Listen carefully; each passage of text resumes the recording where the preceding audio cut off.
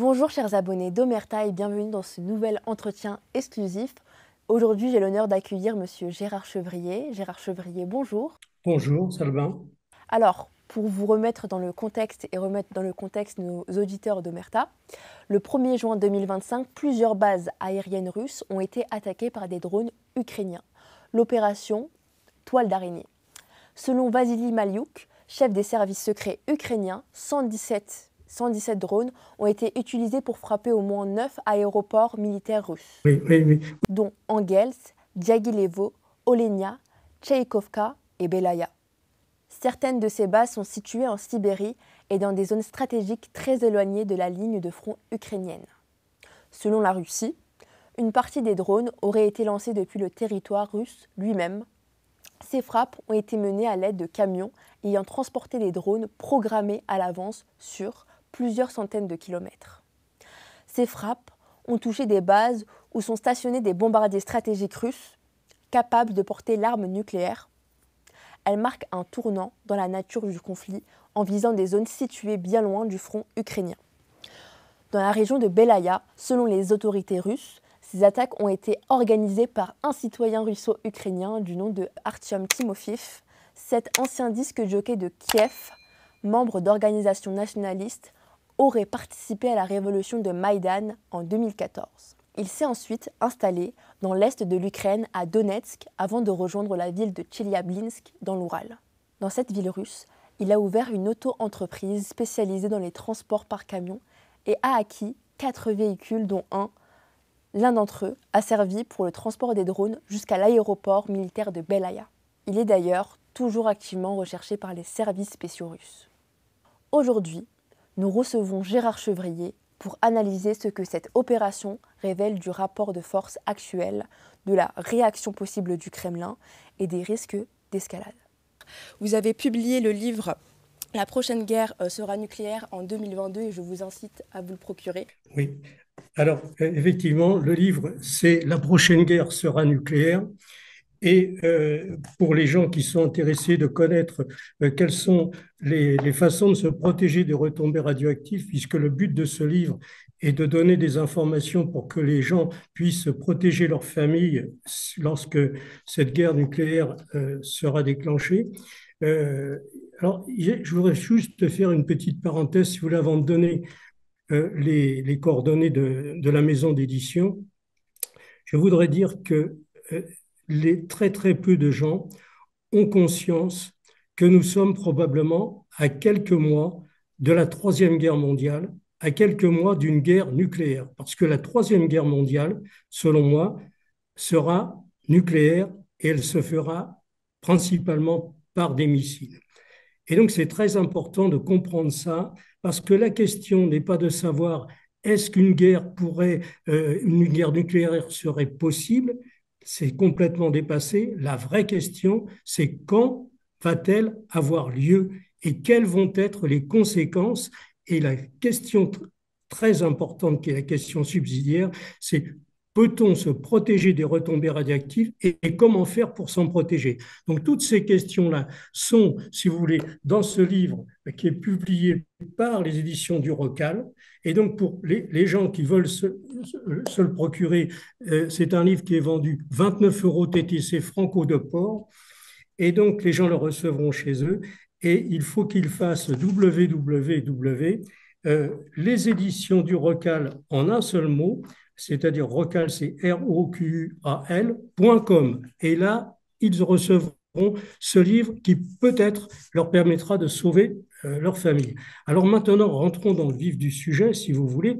Effectivement, il y a eu ce bombardement qui a été opéré, qui a été monté sans aucun doute par la CIA avec toute l'assistance des satellites, car une opération comme ça n'était pas possible à organiser sans les satellites américains qui sont au-dessus de l'Ukraine. Il y a eu sans aucun doute également une participation très active du MI6, c'est-à-dire les services secrets anglais. Mais selon moi, l'esprit de cette opération a été conçu par le Mossad. Vous savez que le Mossad, c'est les services secrets israéliens. Ils ont complètement infiltré la CIA depuis les années 1960. Donc, vous voyez, c'est pas nouveau. C'est eux qui pratiquement tirent toutes les ficelles au service dans les services secrets américains. Et donc, on retrouve un peu l'esprit des beepers, vous savez, dans cette opération qu'ils ont fait au Liban, où il y a eu tellement de victimes, qui est, à mon sens, une opération exclusivement terroriste, parce que beaucoup d'enfants qui n'étaient pas destinés à être victimes ont été victimes d'une explosion de ces beepers. Le beeper pouvait se trouver sur une table ou dans un magasin, et les parents disaient, tiens, passe-moi le beeper. Une petite fille prenait le beeper, ça lui explosait, elle était aveugle ou elle était morte. Et donc ça, c'est une opération vraiment honteuse pour l'espèce humaine, et ils ont fait ça, mais il faut voir comment elle a été préparée, cette opération, depuis des mois, et on retrouve un peu l'esprit dans cette opération. Alors, sur le plan stratégique, les bombardiers qui ont été, ils ont parlé dans le service de propagande de 40 bombardiers détruits, c'est complètement faux. Il y a entre 5 et 7 qui ont été détruits, mais ça n'a pas beaucoup d'importance parce que ce sont des bombardiers qui sont obsolètes pratiquement, si vous voulez. Imaginez, ce sont des bombardiers à hélice qui portent effectivement des bombes, mais ça n'a rien à voir avec les bombardiers ultramodernes. Alors, le point important, c'est là où les gens aussi ne sont pas au courant, c'est que dans les accords SALT qu'il y a eu entre les États-Unis et l'URSS, il y a eu SALT 1, il y a eu SALT 2, et dans les accords SALT 2, il y a l'obligation de laisser les bombardiers à la vue des satellites, de façon à ce que les satellites puissent voir s'ils ont été chargés en armement nucléaire ou s'ils sont toujours à vide et en position. Donc, ils ont l'obligation d'être à côté des pistes de décollage. Ils ne peuvent pas être rangés dans des hangars, et donc ce sont des cibles. Mais c'est vrai pour la partie russe, puisqu'ils ont continué à appliquer les accords qui étaient en place entre l'URSS et les États-Unis. Et c'est vrai également pour les États-Unis, c'est-à-dire que les États-Unis ont la même obligation. Leurs bombardiers aux États-Unis doivent être à la vue des satellites russes qui surveillent pour voir s'il n'y a pas une opération préparée, enclenchée, puisque là, ce sont quand même ils transportent des bombes de très haute puissance, de très forte puissance. Et donc, alors là, c'est quelque chose, c'est plus sur le plan moral et sur la confiance, parce que vous imaginez, les Russes respectent leurs accords, c'est-à-dire qu'ils laissent les bombardiers à la vue de tous et des satellites, les, les Américains également, mais les services secrets américains préparent une opération pour aller détruire des cibles qui sont à la vue de tous. Et alors, comment cette opération s'est déroulée? Ben, vous l'avez donné en partie dans votre introduction. Ils ont aménagé dans des containers un faux plafond avec une vingtaine, vous savez qu'un container de 40 pieds, c'est un container qui fait 12 mètres de long et 2 mètres 40 de large. Et donc, ça dépend des modèles, mais on peut avoir des hauteurs de 2 mètres 70 à 3 mètres. Et donc là, un faux plafond, et puis surtout, un plafond qui était escamotable et commandé à distance. Alors, les chauffeurs qui ont conduit ces camions, il y a eu plusieurs jours de route avant d'arriver à destination, n'étaient évidemment pas au courant du tout de cette opération et conduisaient un camion où ils livraient quelque chose. Et puis, on leur avait donné sur le GPS un endroit où il fallait s'arrêter. Ils se sont arrêtés là à 4 ou 5 kilomètres de la piste parce que aujourd'hui, dans toute la guerre qui se prépare actuellement, tout est une question de temps. C'est-à-dire que distance égale temps. Et donc, plus vous vous rapprochez de la cible, moins vous avez de temps pour l'atteindre. Et donc, plus vous avez de chances de succès. Si vous lâchez un drone à 4 km d'un aérodrome, ben vous avez toutes les chances que la défense n'a pas le temps de s'organiser. Si le drone part à 100 km de l'aérodrome, eh bien évidemment, il sera certainement détruit en vol. Donc, c'est une des raisons, vous voyez, c'est important de ce que je vous dis, c'est une des raisons pour lesquelles les Russes ont refusé absolument que l'Ukraine abrite des bases et fasse partie de l'OTAN, parce que les grandes villes de Russie devenaient très vulnérables parce que les Américains pouvaient installer des missiles tout près de la frontière russe, et c'est-à-dire à quelques minutes de Saint-Pétersbourg et de Moscou. Et donc là, la défense russe n'aurait pas eu le temps de s'organiser pour détruire les missiles. Vous voyez, c'est la raison pour laquelle les Russes, c'est une question existentielle véritablement, les Russes n'accepteront jamais que l'Ukraine fasse partie de l'OTAN. Et ça a été la raison principale de l'invasion de l'Ukraine, pour empêcher que l'armée américaine mette en place tous ces missiles à côté de la frontière. Donc là, cette opération, eh bien, elle ne va pas changer le cours des choses, parce que les Russes ont pratiquement gagné complètement en Ukraine. Ils ont été très patients, très méthodiques, très organisés, et surtout, ils ont agi lentement. Pourquoi est-ce que Vladimir Poutine dirigeait ces opérations en mettant un minimum de soldats et de militaires sur place? C'est parce qu'il voulait justement avoir du temps pour continuer la construction de tout le matériel qui sera nécessaire le jour où la Troisième Guerre mondiale éclatera. Et donc, il gagne du temps. Pendant ce temps-là, les usines tournent en 3-8, certaines tournent en 5-8, ils produisent énormément de missiles. Et donc, si vous voulez, actuellement, 4 pays se préparent à cette Troisième Guerre mondiale. Le premier pays, c'est la Russie. Le second, c'est l'Iran. Le troisième, c'est la Chine. Et le quatrième, c'est la Corée du Nord. Et donc, ces 4 pays, à des niveaux différents, sont presque prêts pour l'affrontement avec les États-Unis. Et là, ce que nous allons voir dans quelques temps, alors, cette question, si vous voulez, sur le plan stratégique, les Russes s'en fichent des 5 ou 7, parce que les bombardiers sont obsolètes, si vous voulez. Dans la stratégie actuelle, vous avez du matériel militaire qui est passé dans le domaine de l'obsolescence. Ce sont principalement les porte-avions qui sont extrêmement vulnérables à toutes les nouvelles générations de missiles. Donc, un porte-avions, c'est un investissement de 5 milliards de dollars pour les Américains pour construire le bâtiment nu. Et à l'intérieur de ce bâtiment, vous avez à peu près 5 milliards de matériel sous forme d'avions, etc., et 3 à 5 000 personnes qui sont à bord.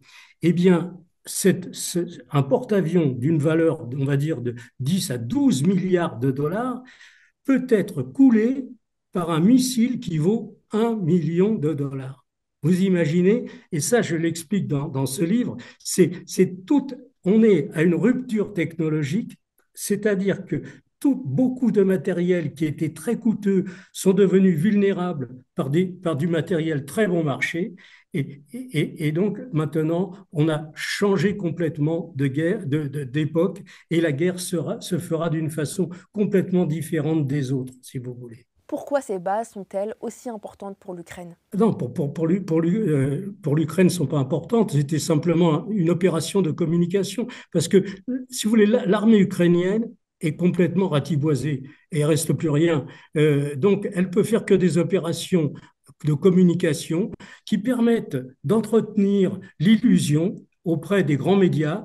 Alors évidemment, ça fait la une des grands médias. L'Ukraine a détruit des bombardiers stratégiques, etc. Mais ça n'a pas de valeur, parce que il faut savoir que quand les Américains ont préparé l'armée ukrainienne à partir de 2014 pour attaquer le Donbass, parce que pendant plusieurs années, l'armée ukrainienne, formée par 10 000 militaires américains sur place, voyez, a massacré la population civile du Donbass, qui est une population russe, et ils ont fait plus de 14 000 morts. Voyez. Et donc, en fait, la Russie est venue au secours de cette population. C'est ça la réalité. Alors, au départ, quand la guerre est déclenchée, on va dire, en février 2022, l'armée ukrainienne est de l'ordre de 1 500 000 hommes parfaitement formés, avec du matériel très performant, etc. Et donc, les Russes rentrent en Ukraine avec une toute petite armée, environ entre 120 et 130 000 hommes. Il s'agit de porter secours à la population du Donbass en faisant une opération de diversion par une attaque d'abord sur Kiev, et puis qui va avorter d'ailleurs, et puis ensuite, pendant ce temps-là, on prépare, à partir de l'Est, on prépare la montée vers les villes principales du Donbass, ce qu'ils ont fait. Et donc, petit à petit, ils ont fait mener une guerre d'utrition, c'est-à-dire qu'ils ont complètement décimé cette armée ukrainienne, mais vraiment en prenant du temps, en ayant un minimum de pertes dans les rangs de l'armée russe. Et on peut estimer aujourd'hui qu'il y a environ 100 à 110 000 morts du côté russe et entre 1 million et 1 100 000 morts du côté ukrainien. Vous voyez, récemment, il y a eu des échanges de cadavres parce que sur les champs de bataille, les gens qui sont morts, on les retrouve et les Russes sont assez corrects dans ce domaine-là puisqu'ils ont placé les morts dans des containers réfrigérés pour pouvoir les rendre à leurs familles, aux familles ukrainiennes. Eh bien, l'échange qui a eu lieu il y a quelque temps, on a pu constater que les Ukrainiens donnaient un cadavre russe alors que la Russie donnait 25 cadavres ukrainiens. Vous voyez, le rapport était de 1 à 25. Et actuellement, si on prend depuis le départ, où il y avait au départ, l'armée ukrainienne était bien formée, bien équipée, elle avait un nombre de pertes limité. Maintenant, depuis 6 mois, ce sont des jeunes sans expérience, très peu formés. Et là, on estime qu'il y a environ 40 000 morts par mois du côté ukrainien. C'est terrible. L'armée ukrainienne, c'est environ 250 000 hommes qu'il reste actuellement. Oui, 250 000 hommes. Donc, à mon sens, probablement à la fin du mois d'août, il ne restera presque plus personne. Et on peut imaginer qu'en septembre, la Russie prendra possession de Odessa et des dernières villes qui restent à prendre dans le Donbass. Voilà, c'est à peu près la situation. Donc le bombardement de ces bombardiers n'a aucune importance en ce qui concerne le déroulé de cette guerre en truc. Par contre, les Russes estiment qu'il s'agit d'une opération terroriste qui a été bien sûr menée par les Ukrainiens, mais avec l'aide de la CIA et du MI6. Et donc maintenant, jusqu'à présent, les Russes avaient épargné Zelensky, parce que quelque part, ce clown leur servait un peu de... ils étaient dans le fond pas mécontents d'avoir un zozo comme ça qui était à la tête de l'armée ukrainienne, parce qu'il y a beaucoup de zizanie à l'intérieur, évidemment, de l'Ukraine, parce que, bon... Mais là, maintenant, les choses ont changé parce que cet homme, ce Zelensky, qui a sorti des centaines de millions de dollars à l'étranger pour lui et son épouse. Vous avez fait une émission là récemment que j'ai vue qui était très intéressante sur la femme de Zelensky qui est à la tête d'un trafic d'orphelins ukrainiens qui sont envoyés dans des réseaux pédophiles. Vous voyez, donc ça, j'ai trouvé cette émission remarquable. Et donc, oui, vous avez. Alors maintenant, Zelensky, il est, pour moi, c'est un mort qui marche encore pour quelques dizaines de mètres. Vous voyez, il est, dans très peu de temps, il sera rayé de la carte. Donc, ce qu'ils ont fait pour faire sauter les ponts et le train, ça c'est quelque chose que les Russes pourront pas laisser sans réponse. Et donc, à mon sens, ils hésitent entre une opération avec un missile Iskander sur le Parlement ukrainien, le jour où Zelensky sera présent. Vous voyez, il faut donc que les services de renseignement communiquent. C'est ce qu'ils font d'ailleurs hein, avec la Russie, les services de renseignement qui sont en Ukraine, les services russes. Et le jour où il voit Zelensky qui est à la tribune, eh bien là, dans les minutes qui suivent, il y a un missile qui arrive dessus. Vous verrez que ça peut se dérouler comme ça. Il y a une autre possibilité. Alors, ce qu'il y a de remarquable, c'est que vous savez, les Russes ont un équipement maintenant absolument extraordinaire, très très au-delà des Américains. Ils ont, par exemple, un arsenal qui est très bien étagé. Vous voyez, dans les missiles. Ça ne sert à rien d'avoir des très gros missiles, d'avoir des fusées, tout ça, si vous n'avez pas des choses qui correspondent à une nécessité. Et leur gamme de produits, en quelque sorte, hein, c'est un peu comme dans l'industrie, eh bien, elle est très bien étagée. Vous avez le missile Iskander qui a une portée de 500 km, qui est principalement utilisé avec des explosifs conventionnels. Et donc, le missile Oreshnik, il est possible qu'il l'utilise avec une arme conventionnelle, moi je pense, sur le siège du MX6, c'est-à-dire à côté de Londres, là, ça serait possible. Maintenant, évidemment, ça prendrait une ampleur différente. Si ça reste une explosion à l'intérieur de l'Ukraine, bon, on dirait que c'est business as usual. Voilà. Justement, pour parler de ça, c'est quoi vos preuves concrètes? Oui, eh bien, c'est une possibilité parce que effectivement, dans ces accords SALT, si quelqu'un dérange à ces accords qui ont été signés, eh bien, le pays qui est victime est en droit d'attaquer directement le pays qui est organisateur de cette opération. Donc ça pourrait être une possibilité. Maintenant, je pense que le président Poutine veut encore avoir du temps et donc il va éviter une escalade trop brusque. On va certainement continuer à progresser par petits pas, comme ça, vers une escalade.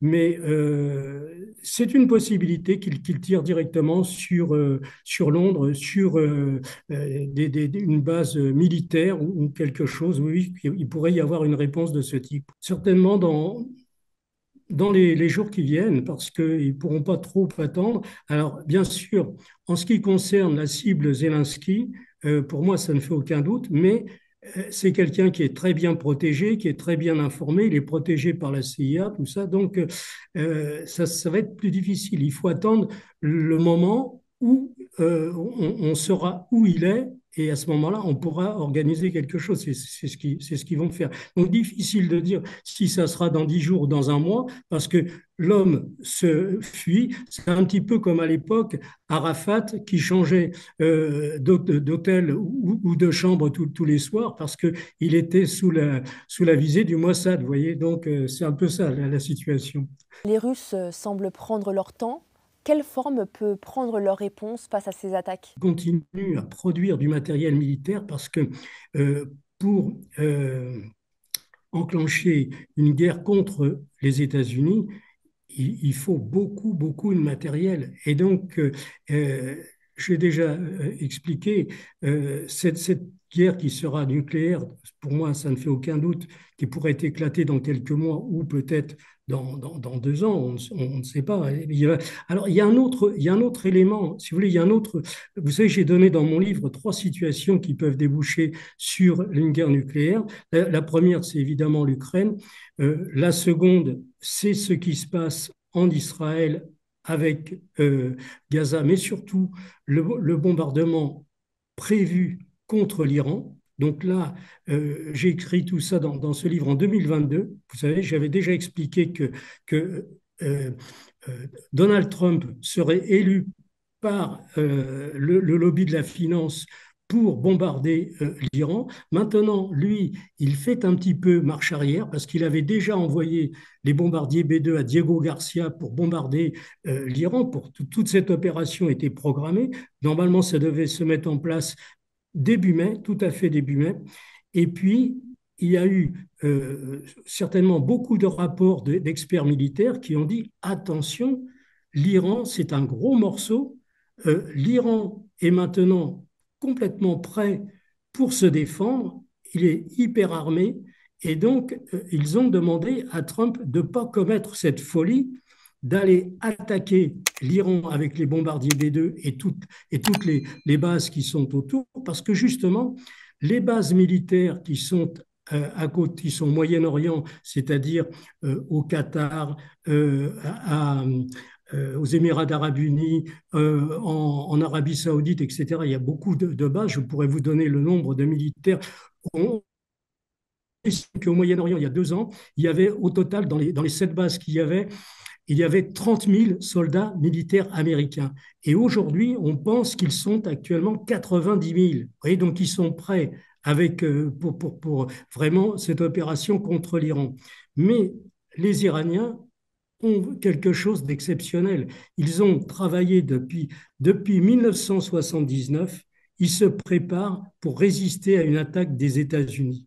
Beaucoup d'Israéliens fuient Israël depuis le début de l'année 2024. On estime qu'il y a environ 2 millions d'Israéliens qui sont partis définitivement d'Israël. La situation économique est catastrophique. Elle ne tient que par les sommes qui sont versées par les États-Unis, c'est-à-dire par le lobby de la finance américain. Autrement, Israël, sur le plan économique, n'existerait même plus depuis, on va dire, 6 mois.